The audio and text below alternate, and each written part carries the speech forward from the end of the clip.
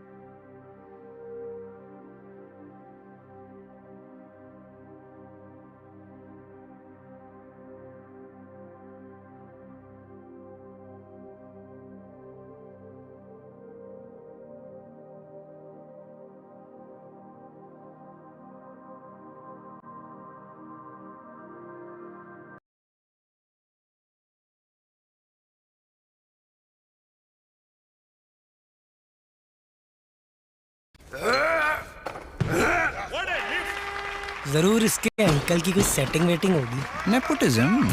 जितना इलॉजिकल ये है उतना ही इलॉजिकल ये है। नई नौकरी, वो भी मल्टीनेशनल। जरूर इसके अंकल की कोई सेटिंग वेटिंग होगी। करियर सेटिंग से नहीं, गो गेटिंग से बनता है। डाउनलोड नौकरी app and make your career happen. That's my gadget. Let's go have some fun then.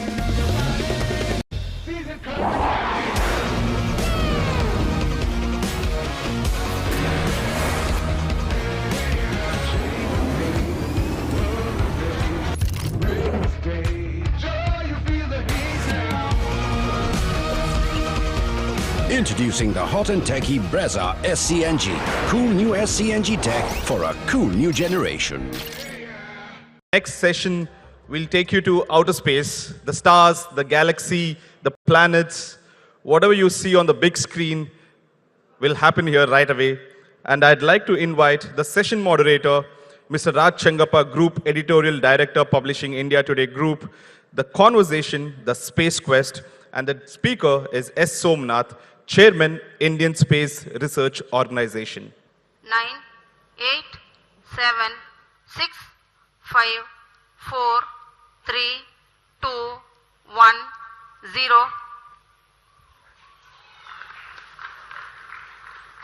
Plus 5 seconds. Lift off normal. प्रज्वलन और सफलतापूर्ण उत्थापन GSLV F. The Shah ground station is currently tracking. वर्तमान में प्रथम चरण प्रज्वलित है। Good afternoon, ladies and gentlemen. That spacecraft that you saw was GSLV F-12. And let's give the chairman of Isro, Mr. S. Somnath, a very warm round of applause for that. Congratulations, Dr. Somnath, for that tremendous success. You've got that satellite up. But I wanted to look back a bit in 2021. A GSLV went up and there was a failure at that particular time. What was the problem at that time and how did you sort it out? Once a failure occurred, we go through a very serious action of failure analysis. We collect all the data from the rocket, which is telemetered to the ground, and go through the simulations in the ground to see what could be the reason. See, Raj, you know that you can't retrieve the failed rocket, unlike the failed instruments that you may have in ground. Right. You can always probe and find out what exactly went wrong. But here we go through a process of called simulation and try to see what exactly could have gone wrong, and various so what went wrong? Hypotheses are put up. Okay, I'll come to that. Essentially, the issue in that mission was leakage of hydrogen.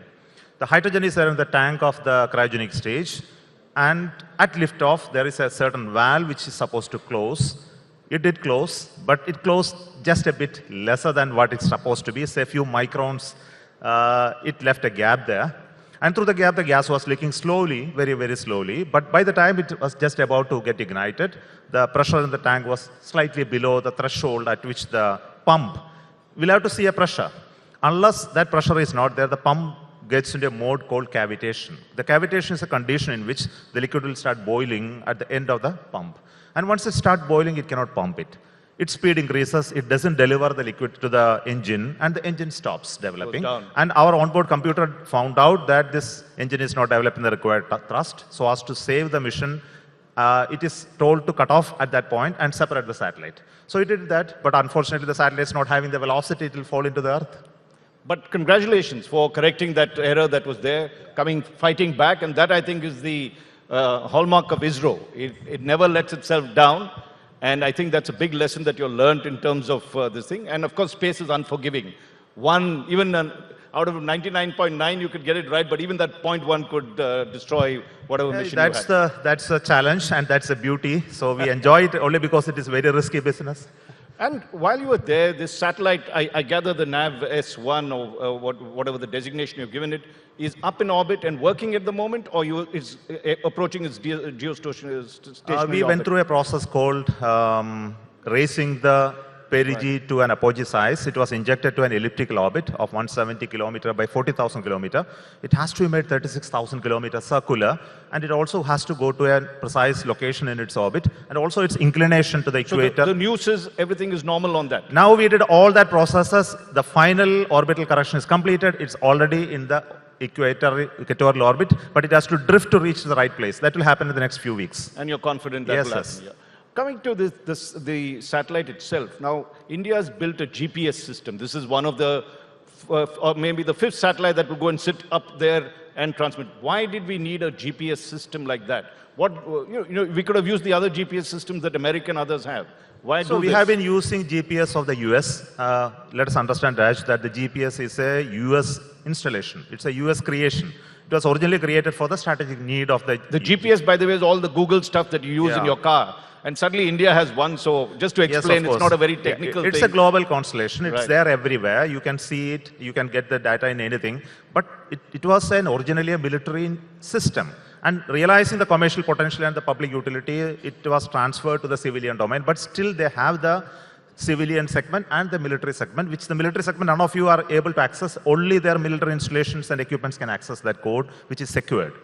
Now, talk about the GPS. It gives you certain accuracy and availability. There are 2 points. One is called accuracy and second is availability. And availability in the control of the people who are actually providing it. So that means if they don't want to give GPS service at this location, it is possible for them to switch off or make it inferior, that your accuracies will drop to hundreds of meters.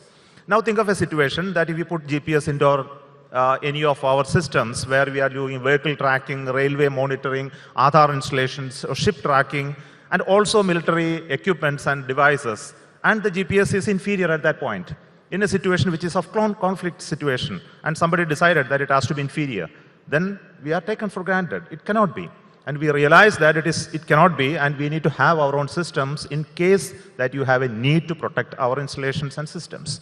And that's why we thought of a concept called IRNSS, which was later named as NAVIC. And this is not a global system like GPS. GPS is created as a global system because US needs it. They were a global military power. We are not. So we looked at it how a GPS system or equivalent can be made for India and its neighborhood, which will serve the purpose which I mentioned, which is basically a strategic purpose. So we defined a different architecture, which is not of GPS nature. Which is a GPS goes in a MEO orbit where we are stationary. The satellites are stationary there and looking at only India. This gives us a distinct advantage. It is much more accurate. It gives you less than 3 meter accuracy when all the 7 satellites are there, which is not GPS doesn't give. So in effect, these set of satellites makes India self-sufficient. Sure, yeah, it's not only self-sufficient, that you are the decider of your destiny. And what you want to do with your satellites, you can decide. Secure, strategic one. But let's come to a more, I think this is the thing that's very popular. Chandrayaan is about to go up, and this is Chandrayaan-3. Tell us about this mission, our mission to the moon, and what will it do? What's it different from Chandrayaan-2? And when is it going up? Yeah, essentially, Chandrayaan-3 is similar to Chandrayaan-2 in terms of its architecture, the scientific objective, the mission, everything is same. But what we did is that we had a failure in landing safely at the required velocity in the lander, but orbiter is still there. It is working beautifully, giving the scientific instruments, are doing the measurements, and we are getting enough of data. But the final target of landing softly on the moon could not be achieved. So we took pains to understand why it went wrong, and we are very clear in the similar lines as I mentioned about the GSLV. We did a failure analysis. We found out through simulations what could have gone wrong. Again, no message came from there, I am wrong here or bad here, but we could synthesize it and understand over a period of time. And can you tell us what was the problem? Simply, we don't want too much of detail, we're not a technical thing. Yeah, of course, I will tell you, it's an error. There was an error sitting in the software. Sorry? An error sitting in the software. Okay. But the error sitting in software will always will not be triggered because there are conditions that will drive you to that error.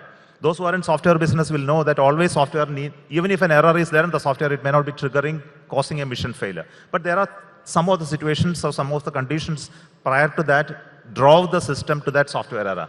And once a software error occurred, the satellite lost its control. It couldn't realize that it is at this height, and this crash landed. It was not anything to do with the mechanical processes of the lander that was there or any of that? No, nothing to do with the mechanical element of it. But of course, there are some mechanical reasons behind the initial conditions which caused the later problem.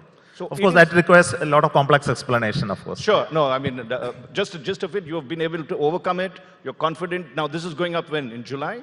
No, we are trying to put the launch in a window which starts on 12th of June. It will be a very short window. because we need to launch it only at the right time when the moon, sun, and the earth locations are appropriate for us to minimize energy required. So the date will be announced soon. We're also quite excited about the fact that finally we are going to put India, our own mission in space, a manned mission, a manned mission in space. Yeah. Now, when is that going to happen? Everyone's asking, it's Gaganyaan. Where have we reached? What is the progress? And when can we see finally our indigenous effort to put See, we our own want man to in make space? sure when that launch women happens. in space, sorry. Yeah, I should human be in gender space. sensitive. Women in space as well. Okay. Yes.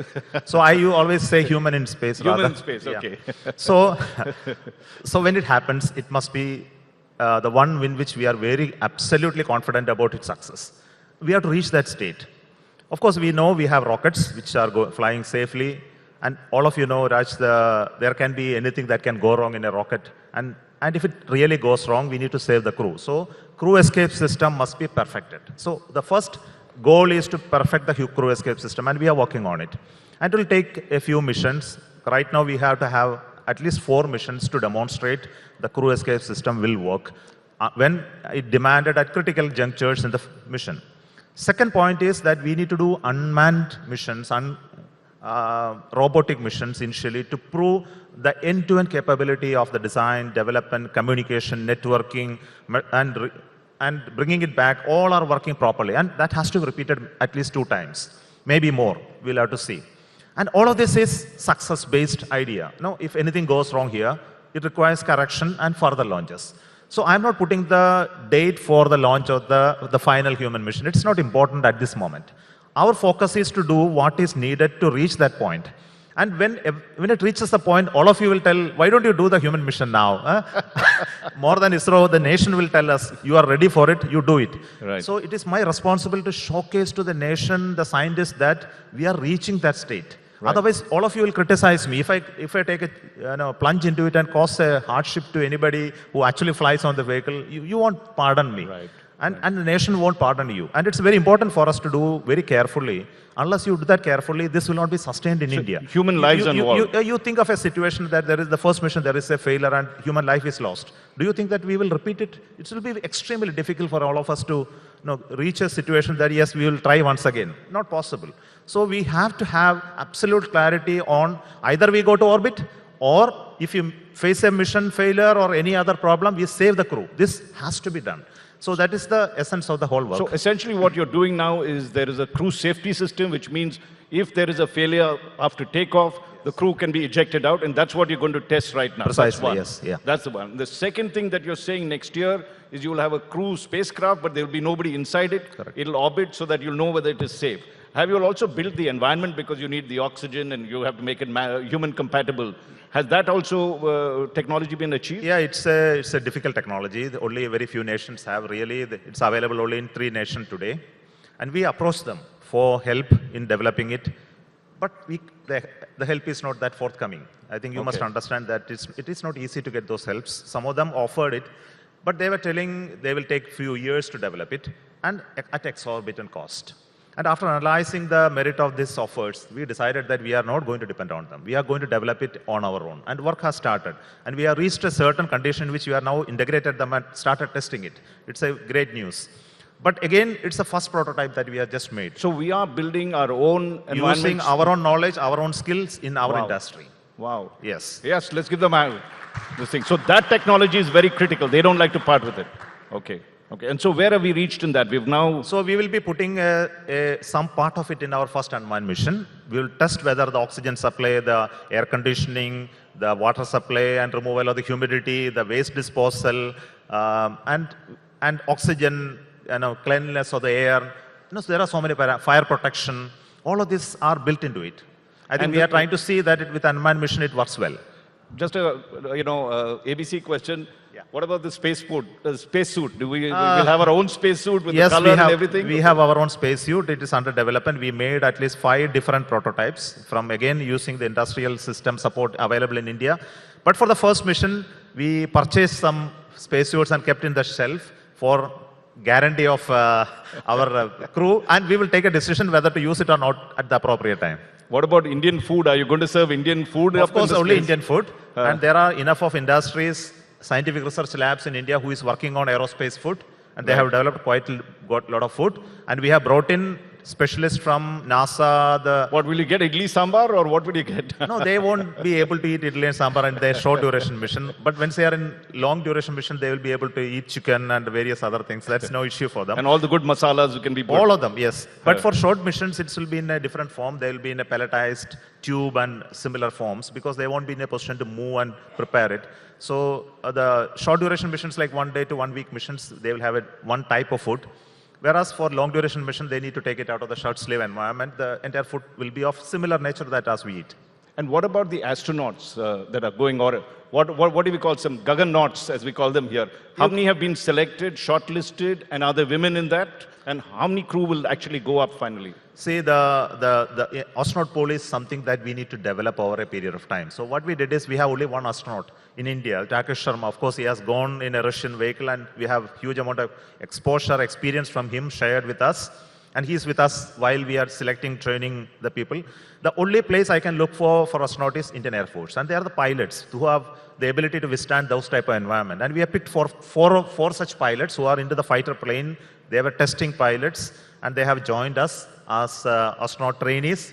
And they have gone through the entire training program in other countries. They have come back. We are setting up the training facilities, and they are going through coursework, simulation training, etc. Now they are student trainees of astronauts, and they will graduate themselves, and using their exposure to whatever training they have done, we are designing and developing the module in which they sit. So it's actually designing a car in which a driver is already experienced with, and his experience is used in designing the car. It's something like that, yeah. And is there any female in that thing? Will we see India's See, first? right now we don't have even fighter pilots. Right. Women are not there. So naturally, when I look for them, they are not available at this moment. I'm sure they will come at maybe a little later when we expand the pool. Now, just a comparative thing. We have seen, various private companies going up to space. You had Bezos's company, Jeff Bezos. You had our Elon Musk. They're putting up people into space. This thing. What is why is ISRO taking so long? If these chaps can come 10 years, 15 years, and then put someone up in space, and here we've had a space program that is almost contiguous now, 50 years. Why hasn't it happened more quickly in India? I think you need to understand the background on which that has really been developed in US. When the US was sending space shuttle mission, they faced two very, very critical failures, and they had to shelve space shuttle. And when they stopped space shuttle launches, where it was capable of sending human space mission, America had no launch vehicle capable of taking human beings to space. And they were sending the human beings in a Russian craft for many years later. So for next 7 to 8 years, they had no rocket taking human beings to space. And they took a challenge in US when they shut down space shuttle. They funded heavily the private companies like Boeing, the SpaceX, etc., and multiple companies, government funded money to create this capability. It is not a private company just like that doing a human spaceflight mission. The entire NASA experience is behind them. And using the already developed systems, knowledge, and skills of the NASA, the private companies could develop with huge funding from the government. And SpaceX itself took 11 years to develop the capability. Let us not forget the part. Their rocket, the initial rockets were failing one after another. And he was bankrupt, Just forget about the human launch, even the first taking of the rocket and landing, he couldn't achieve over a period of time. But it takes persistent effort and money and investment.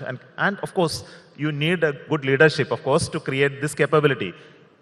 There is only one example, SpaceX. Of course, Bezos is developing rocket. It has not still been an operational rocket or launching satellites. He has developed capability. But Elon Musk is definitely an inspiration for all of us to see how a private entrepreneur is able to create a booming business in space. And it's an eye-opener for all the people in the world. What about developments that are happening in China? We see that China has close to 60 space missions every year. They have now announced that they would put their own human in the moon pretty quickly by 2030. How is that they're able to do so much and our ambitions are much lower? What's the reason behind that? See, here again, I need to understand the geopolitics of space. It doesn't go just like the technology alone. See, when the Russians were collapsing and the nation was disintegrating and the Ukrainian space domain, which was essentially the technology support for the Russians, was not having any possibility of getting into space because they became a landlocked country. The entire space technology in Ukraine was for sale. Okay, and it was the Chinese who took advantage of the situation and they moved much of the people, knowledge, skill in Ukraine and also partially in Russia to China. And whatever they developed at that point in time was based on this core knowledge available in those part of the countries. Of course, they may agree, they may not disagree, but that's what we know about it. But then I can't underplay what they did because they had a huge support from the government. There is a huge investment. At least 10 times the people of space sector working in India are working in space sector. And they wanted it as a target to demonstrate their national superiority. It is not for science alone, for technology alone. I don't see there is a huge amount of business happening in China on account of space missions and human space activity. But they want to showcase that they are a superpower. Of course, it is their policy and decision that they need to do. But as scientists and engineers, we are excited to see even China doing wonderful things like the human space missions, their plan to go to moon, etc., etc., challenging the supremacy of the US and other allies. So it is their political decision to do such a thing. But I will not compare that they are doing so fantastic and so much, why we are not doing. That question doesn't arise. It comes out of the national need. What exactly you want to do with the money and resources that you have at this moment? And I am very sure that we are very clear about it. Now, one of the things we did, and we've got about 6 minutes left, is that we changed our space policy. Isro till now, Indian Space Research Organization till now, was the monopoly over all space activity, whether building rockets, sending out satellites, having your stations that are there to launch them. The government, the Modi government has changed that dramatically and allowed private players to come in. How significant is that move? Can we now see more Bezoses, Elon Musks that India has? Do we have the capability, or are they doing only low-lying technology that's there? See, the narratives of the Elon Musk and Bezos is not applicable to India. I think let us understand, again, I mentioned that the ecosystem in the US at that threshold of changeover from NASA more dominated to private was at a different time. They were already having private people, the Titan, the Delta, they were all in private company-owned rockets. In America, they were launching rockets by private companies, fully built, designed, because they are huge techno companies who are into the defense sector and they know how to build missiles. All the missiles of the Americans are not built by the government, they are built by the private companies, even today. And they started much before government started doing it. Now think of the Indian situation in which, when there was no space activity in India, government invested to create Isro. And Isro became responsible to create the capability in this country. And we brought in industries, supplier chain into our midst. And we have at least 500 such companies today doing space-related activity, high-end technical activity today. Just because Isro did this, today we have an ecosystem around available in this country capable of doing aerospace-related work and related activities. It is not a small task. Last 60 years we did that. But now the challenge is they have to upgrade themselves to the people like Boeing. They must be having capability to have end-to-end design capability. They must be able to do business. They must be able to provide solutions for the space sector. Building satellites, building rockets if they want, building applications without ISRO support or even with ISRO's mentoring. How to bring that change? This is a question. Unless we do that change, the business side will not expand. We need investment in this. We need more jobs to be created. Our industry should be capable of doing it. And we have reached an inflection point at this time. Unless we do the opening of the space sector, it will continue in this mode with a very low scale of operation.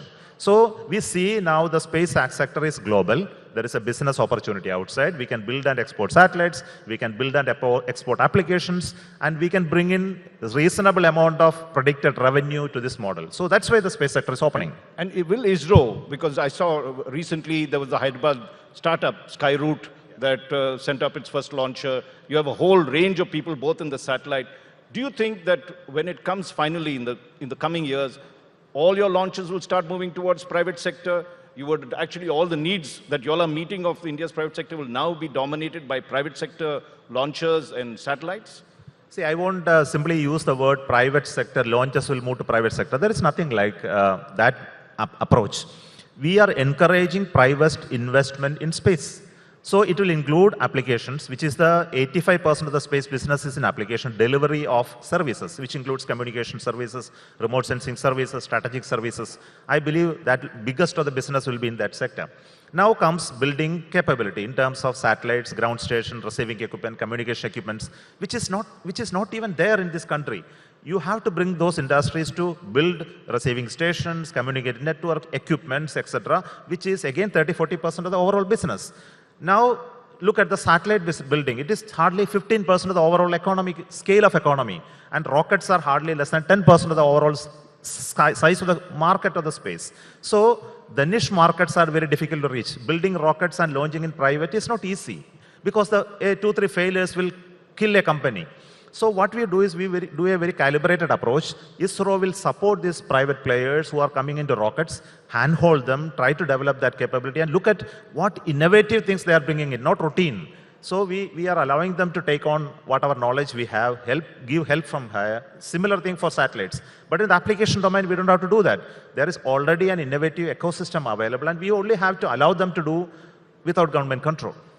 Well, we're almost out of time, but let's ask you about our mission to the sun, Aditya. When is that going up? That sounds very exciting. Yeah, that's going to go in August. Oh, wow. Yeah, okay. So we have just prepared the satellites, getting Lovely. ready. Right. And maybe that's a window available for going to moon again for all and what launches. will we do? What aspect? How close will we get to the sun? You know, moon, its orbit. The location where the satellite will be 4 times the distance of moon from Earth. So there is a point called L1. It's a Lagrangian point L1. It's a field where the gravity between sun and Earth will neutralize. And if you send something there, it will stay around that point. Okay, so we will take the satellite there. You leave it there, it will simply move around a fictitious point and will continuously look at sun. For how many years? As long as the satellite lives. So that's about 8-9 years, or no? Our designs are for 5 years. Okay. But and what will it do? What will it stare at? What it does is, see, it will look at the sun and look at the corona. And you know, corona has lot of activities in which that it ejects coronal mass. Recently, you would have heard there is a solar storm hit the Australians and New Zealand area and disrupt the entire communication networks. We have weather, space weather, which is very important. So we put instruments to look at sun, predict such coronal mass ejections, do remote sensing of the sun, and also when the particles are coming, much before it reaches Earth, we will be able to give warning to us. This is only the part of the service part of it, but there is a huge amount of scientific interest in understanding the processes that are happening in sun. And is this the farthest in space that this thing, or Mangalyaan was further than this? Mangalyaan was further away, no? Of course, you know, it is, we are just around the moon only. And finally, since we have hit zero, what is your favorite moment? You've been a rocket specialist. Yeah. What is your, your moment that when you look back, you say, that was something I did. You've been 40 years in space, or 38 years in space. I am 38 years plus. Yeah. Okay, see, I was a project director of a rocket. I was responsible to design and develop the LVM-3, which is going to be the human heavy lift vehicle. Heavy lift vehicle, which... Just to explain that earlier we had capacities of 2-ton satellites. Now we have 4 ton plus. Now we have 4 tons to 8 tons. We can go up to if you want to. Yeah. So this rocket was being developed and I joined the team, and when it was launched the very first time, I was a mission director. See, the joy that we get when we actually sketched this rocket to write a project report, maybe 10 years back. I was making a drawing on an A4 sheet of paper or of engineering drawing, an idea to put up a project report, doing its basic design at some point in time in my life. And later, 10 years later, you see the rocket standing, ready to get launched, massive 600-ton, manufactured, designed and developed by Indians, mine by a team. And what a joy that you see looking at it taking off, no? It's like a mother creating a baby and then seeing it growing and taking places, going places. No, you feel similar enjoyment in life. I think nothing can match that. Dr. Somnath, you are a real hero of India. Congratulations, and to all your scientists and your team. Ladies and gentlemen, let's give them a very warm round of applause for this. Thank you so much.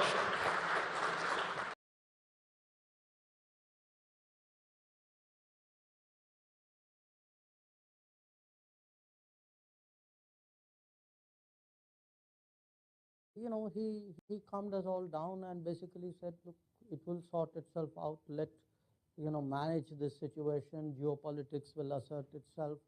So don't get into a combative mode. This is not our future with Japan. And when I look back upon it, it took someone very earthy and very practical and very wise to temper down what would be a much narrower diplomatic reaction to that. So I think there have been some really, and my predecessor, this was when Sushma Swaraj. But this was when Atal Bihari Vajpayee was also Prime Minister. Yeah, sure. But as a foreign minister, I will look, as a foreign minister, I just joined. I'm sure he was very good, but I didn't have a chance to deal with him.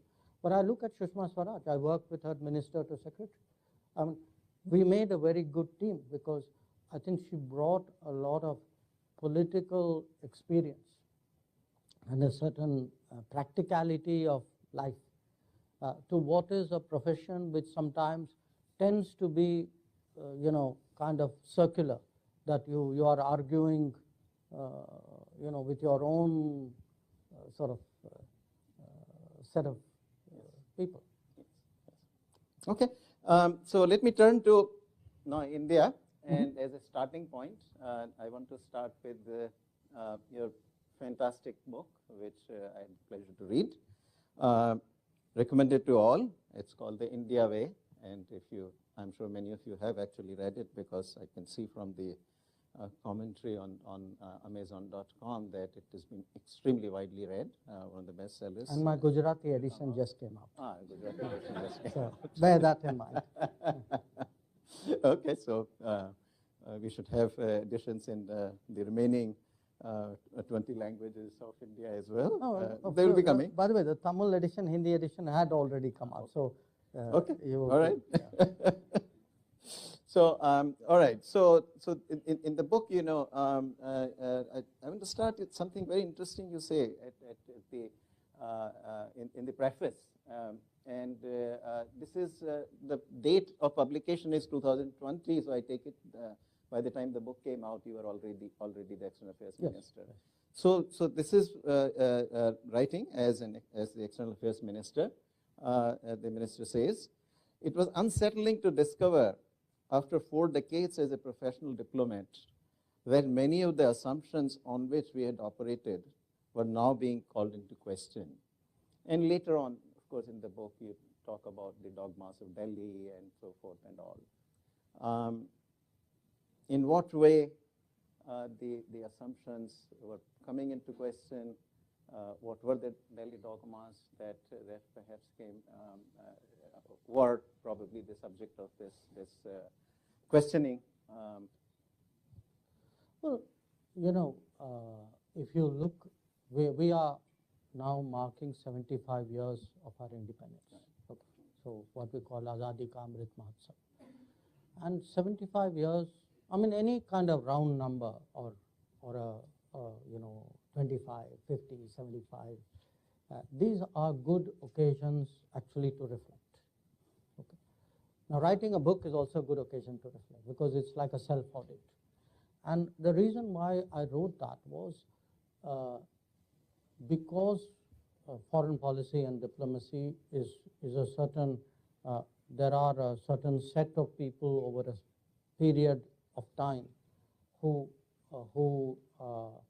determine and decide what is right, what is wrong, what is smart, what is not, and they have a view of the world, okay, on which, and that's the assumptions that they make. Now, the reason I wrote that, which is questioning the assumptions, was that the world has changed so much, and the opportunities for India and the challenges for India have correspondingly been impacted. That the assumptions we would have had 10 years ago, 20 years ago, 30 years ago are today challenging. And if the book was written really as an exercise in provocation, which is read the book and argue with me. And I actually, what I did was each chapter of the book in some forum, I took that chapter, it could be a university, it could be a business forum, it could be a closed group. So I did some variant of that book and then sat and, argued with people and then, kind of put those points into it as well. So it was very kind of dialectical as an exercise. I give you a very simple example. Take our attitude towards the United States. If you look at the attitude towards the United States between late 40s and I would say 2000, I take that as a year, the year Clinton came to India. For almost 50 years, due to various reasons. I'm not saying we were at fault or the US were at fault. The fact was we regarded the US with suspicion, with a lot of wariness. There was a very substantive relationship. but the overall, the foreign policy assessment of the US was of deep caution, if not of deep suspicion. Now, the fact is, when the world began to change, the tenability of that view, I think, came into question. Now, we struggled. I mean, even the nuclear deal in 2005, 2008 was a struggle because on the one hand, the US was offering some very clear advantages. What held us back was an innate, historical, deeply rooted, possibly validated suspicion of the United States. So we kind of said, well, there's a gift horse, maybe we really need to look it in the mouth. So it has taken us actually a lot of effort to overcome the earlier assumptions in order to forge a different relationship with the United States. And one of the big differences which really Prime Minister Modi has made is because on this relationship he has not carried ideological baggage.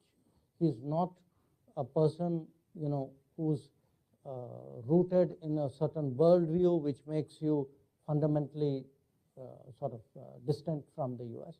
He's been very practical and outcome oriented and done a cost benefit analysis and found various convergences with the US. So you've seen actually remarkable progress in the last 8 years. But you would not have had that if you're not prepared to challenge the assumptions which held us back earlier. So, to what degree do you think India's economic failures, especially during the first 4 decades, limit our ability to assume a more significant role internationally? And here I want to draw a little bit of comparison with China. Now, China was also during these decades kind of as much of failure as India was economically.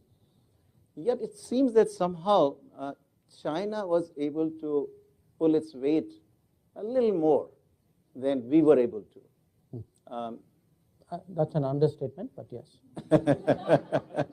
No, seriously, I mean, they are today 5 times your economy. Yes. So I think it's Now, more than a little more. But even if we look back, pre-2000, let's say, or pre-1995, at least one gets the sense that the Chinese were able to pull their weight in those decades a bit more than we were able to.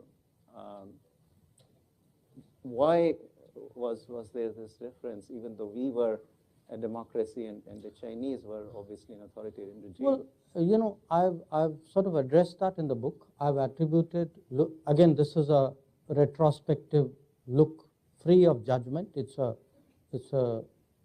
an analysis rather than a blame game. I think there were 3 big things which went wrong for us. One was, of course, at the start, the partition. The second was the delay in exercising the nuclear option. And the third was the delay in the economic reforms. So China not only did not get partitioned, actually China grew in this period territorially. China exercised its nuclear option early, 1964. We did a half-hearted move in 74. We did it, but we didn't do it. So we had to do it all over again in 98.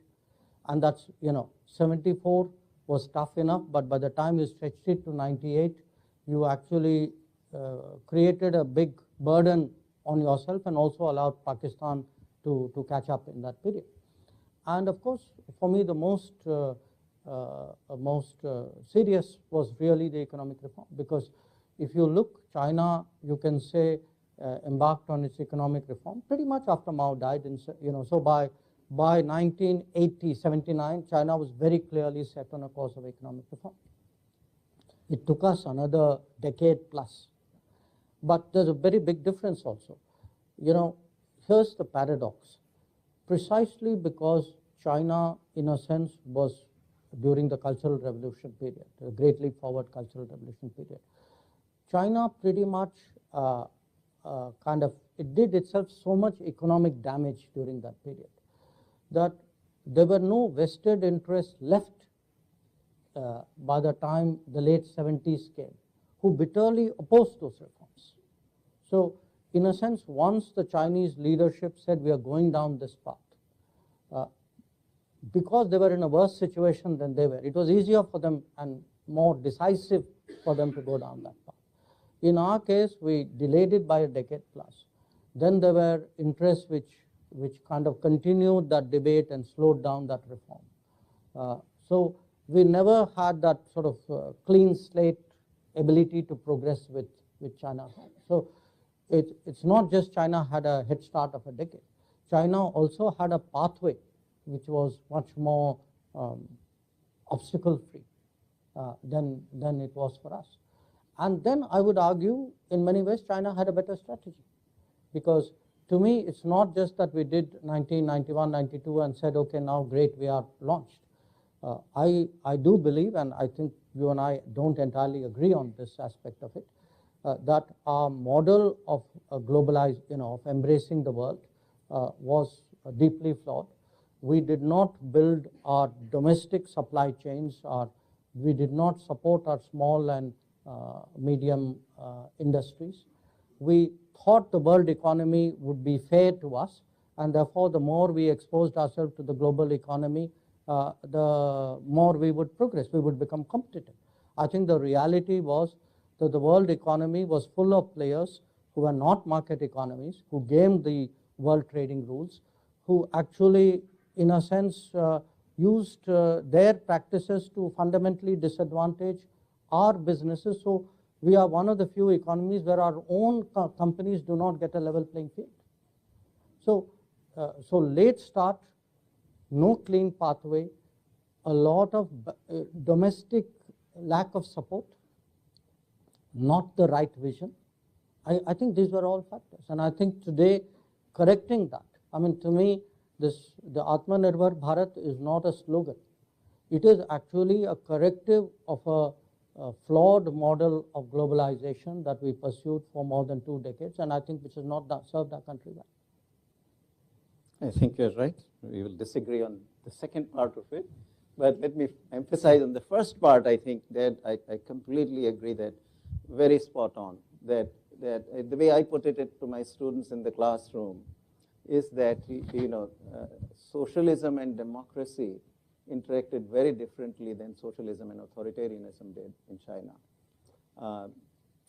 In India, because of democracy, it was much harder to change, and the opposite kind of forces really came through. I'm not being a contrarian, but I might even challenge that. I mean, not historically. I don't believe being a democracy is an obstacle. I don't believe it's a disadvantage. I mean, look, I'm just giving you the last 3 years, okay? 3 years which I have seen as a politician and a minister, and I look at what has happened in India in the middle of COVID. And when I see the pace of change in India, the fact that we have been able to create a social safety net, that the Indian system today can day after day look after 800 million people, 2.5 times the population of this country in terms of their food requirements, that we can put bank money into the accounts of 400 million people. The fact that today we can actually create a health system which people felt is something which a low-income economy cannot do.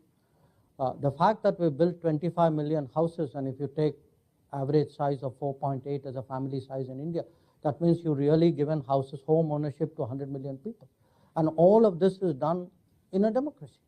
So I think sometimes, democracy has been used as a cop-out for bad governance. Yeah, I don't think, I disagree on that side, that part. I think in the fact of this that, somehow coalition politics is in the way and so forth, I think was used. That part I'll agree with you. But nevertheless, the pace of change in India has been clearly much slower in terms of policy. Democracy per se is not in the way, but you do need a leader at the top who is willing to really take the risk. Yeah. And I think democracy can deliver such a leader, and is delivering such a leader. Yes, it can, but more often than not, whereas in the Chinese authoritarian system, once Deng Xiaoping took the view that, look, the old way is out, new way is coming through, I think he could really bring about the change in a much more forceful way. And certainly you'll agree that in democracy you got to build up some consensus, and particularly if the leaders at the top are not fully driven to the change will be slower. I think that certainly that has been our experience. That I'll mention, for example, just one example. Take the labor law reforms. It has been recognized for 30 years, and it took Prime Minister Modi to finally get them passed through the Parliament. Even on farm laws, in the end, it was a very courageous move on the part of the central government, but in the end, politics led us to withdraw those. Whereas I think in an authoritarian system, those sorts of things carry through. No, look, I'd put it this way. I think at the end of the day, it should not be authoritarian systems deliver and democracies don't. Yeah. Because I can turn to another neighbor who's been largely authoritarian for the same period, the one on the west. If you'd like the one on the east, you can take that as well. And I would argue that their authoritarian regimes have actually completely screwed up their economy. So you cannot make a correlationship between progress and authoritarianism. It's a kind of determinism, and which is not your intention, I know. No, but I would enter that caveat saying at the end of the day, you need a leadership, you need a vision, you need the ability to implement, and maybe democracy makes it harder. I think it makes it more sustainable. Perhaps a more diverse society needs a democracy. It is harder to do through a more authoritarian way. So I just feel at times the direction of the argument leads us to beat up on democracy more than democracy deserves. And I think somebody needs to defend democracy. Absolutely. No, there's no issue with that. I completely agree that and we are in fact one of the examples in the 17 years from 2003 to 2019-20. India has grown 7.5%. I think this is a very little kind of advertised and very little known fact. But for a 17-year period, the growth rate has been 7.5%. And that probably is the fastest so far for a democracy. So we have actually ourselves done that. So with that, I think what has happened now in the last 15 years or so. So 2007, I checked, we were 12th largest economy globally, and we have now become the 5th largest. Big difference. I think perhaps setting aside China, that is the steepest climb that any economy has had in terms of the global rankings and all. How much you think that has been helpful in bringing India? I mean, I sort of think back, 2008, I wrote a book, India, the Emerging Giant, the title. I remember that. And Steve Cohen, who was political scientist, he's no more a political scientist at Brookings Institution, he would say that, well, it looks like India is always emerging but never arriving. But I now feel that actually if I had to write a similar book, the title would have to be very different. It is a country that now very much on the global scene. How much do you think it is the economy, and how much it is a bit of rebranding also of India internationally by Prime Minister Modi? No, I don't think it's rebranding. I mean, rebranding would not be sustainable if the reality did not support it. At the end of the day, any product is as good. The reputation of a product is as good as a product. I mean, you can add a delta factor, but it can't be dramatically different. I do think, and I can make comparisons over multiple decades. I mean, today, the fact that we are the 5th largest economy, how we have come through COVID, how we are today dealing with the headwinds of the Ukraine conflict, how we have actually transitioned into the digital era. I think these are all how in fact our diaspora and their successes have changed the perception of India in the world. I think it's a accumulation of multiple factors, but at the end of the day, you should give the world this credit. The world's a very hard-headed place, you know. Nobody kind of buys sort of a spiel. I mean, people test you out through policies and practices and your decisions. And when people today do see, you know, in a difficult situation, India responds. We have today, certainly in our part of the world, developed that image of a first responder. Nepal earthquake happens, Yemen civil war happens. I've seen during Ukraine. I mean, a whole lot of my fellow foreign ministers actually have told me that they were following who could evacuate out of Ukraine. Now, the fact that we did 20,000 was for them staggering number. There were people who were struggling to do 200. So there is a performance evaluation. I think the world's a very competitive place, and within this, you know, roughly 200 countries of the world, they do track each other. They do exchange views. They do judge you by, you know, your crisis response, your non-crisis response. They do judge you by your ability to take stands. So if you know you're part of a grouping, you know it's a kind of run-of-the-mill.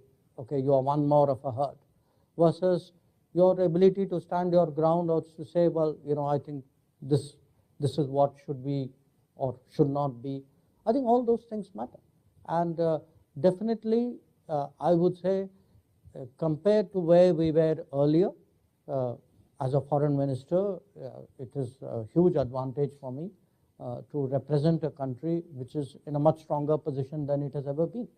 On the other hand, as I had the occasion to tell someone during my book release, a Gujarati book release, I said, look, I would envy the person. They asked me what would be the world in 2047.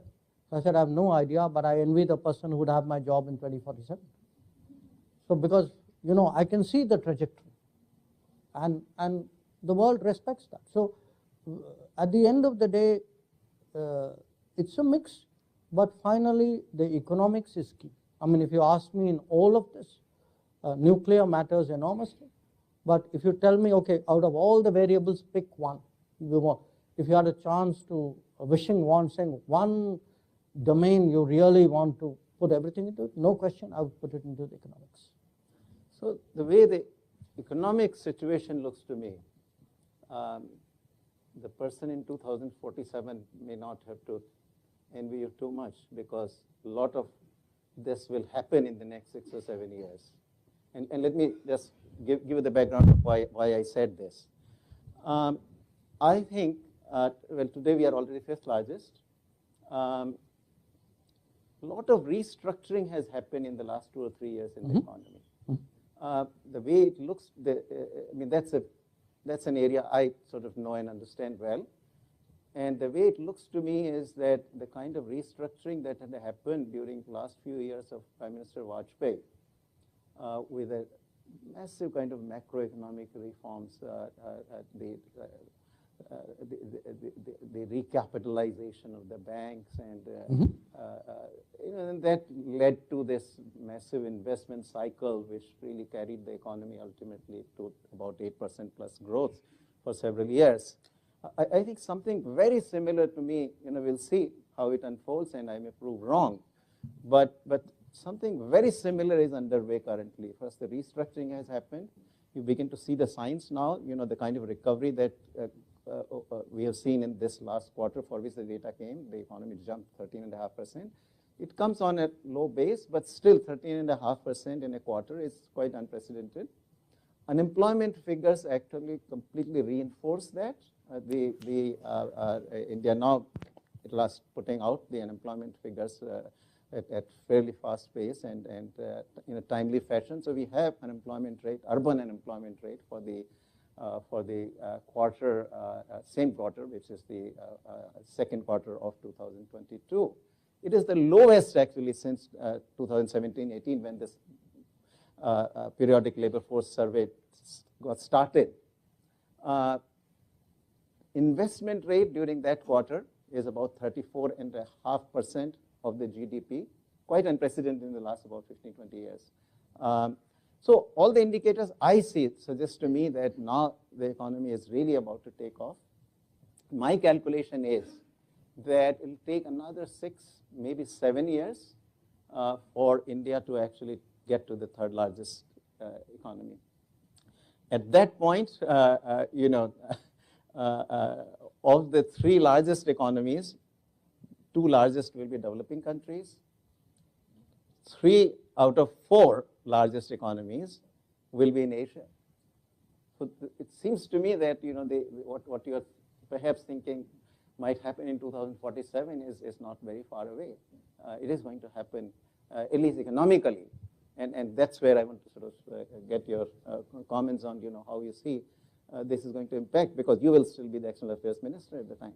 Well, I don't know about that, but look, I think those are very sound points you have made. But in addition to that, I can think of the, you know, the known unknowns and the unknown unknowns. So I can imagine that in the course of this decade, there will be factors, good and bad, which we have not actually calculated upon. I mean, look at the problems we are facing today. I mean, if I told you even a year ago that we would be worrying about not just the price, but actually the availability of fuel, of food, of fertilizer, nobody would have thought this. So the beauty of history is it's very hard to anticipate. So I mean, I would be optimistic, no question about it. I also feel the kind of domains which would kick in would actually help India more. I mean, I definitely see in many ways a much more intensively digital world. You know, it is really how much of a role it has in shaping your everyday life, shaping governance. And I think many of these, India would embrace those changes much more naturally. I mean, it's that, you know, in a sense, the least developed has the least to lose in embracing change. So we have shown in many areas we've actually been very fast embracers of change, I mean, which is very different from that initial economic period where I was comparing India and China. China embraced that change in the 1980s because it had less to lose. So I see your point. I share your optimism. I have no question by the end of the decade we would be in a very different place. But I would still say you are hitting about third gear out there. It's really when, you know, your incomes, per capita income starts to go to a much higher level. I mean, today we are still at what, $2,000. I mean, when you 2020. Yes. So when you hit 2,200. Yeah. So when you start hitting the 10,000 plus zone, as China has done, then it's a really different ballgame. Okay, let me just ask one more question, and then we'll open it to the audience here. So a return to your book, and this is how you describe, I think, the strategy. This is a time for us to engage America, manage China, cultivate Europe, reassure Russia, bring Japan into play, draw neighbors in, extend the neighborhood, and expand traditional constituencies of support.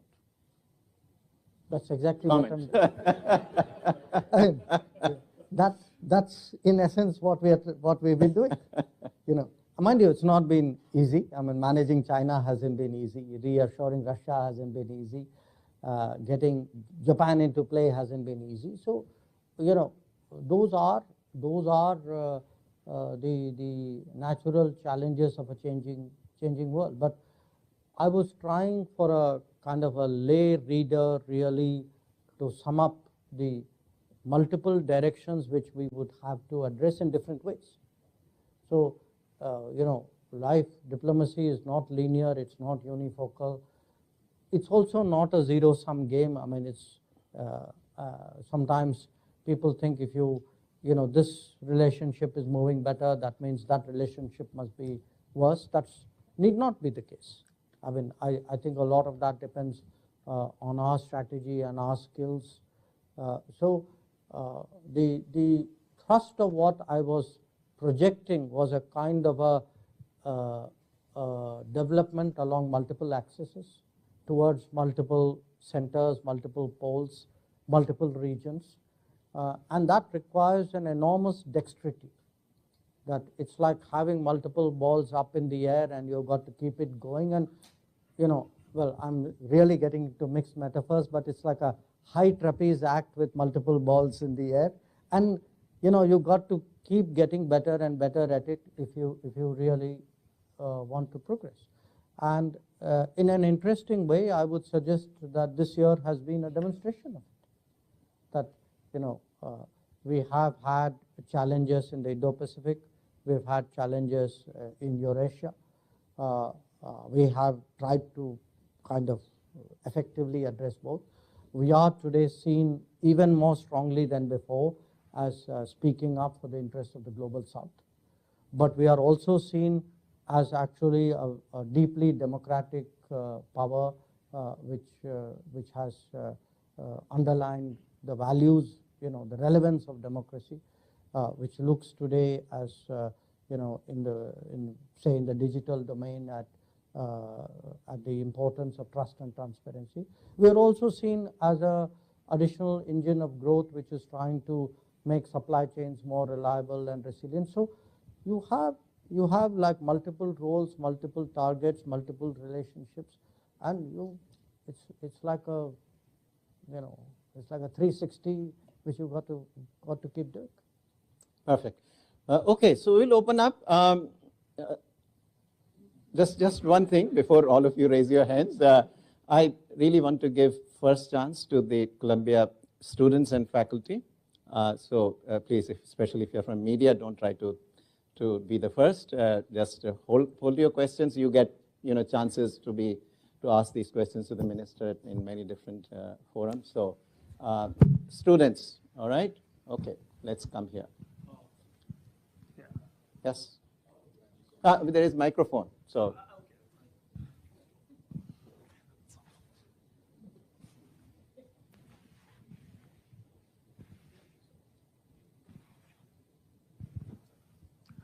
Thank you so much for your talk, Dr. Jayashankar. I wanted to ask you a question in regards to a lot of students who might, like myself, have come, for example, to the US or other countries for their education, perhaps a career that follows.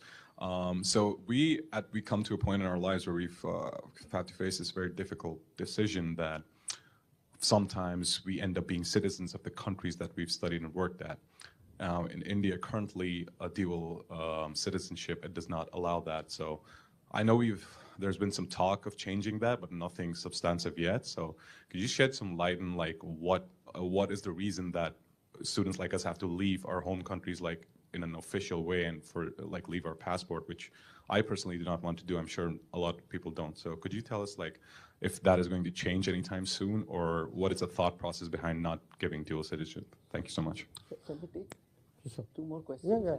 Yes, absolutely. I can cover more. More efficient, yeah. Yes. Yes.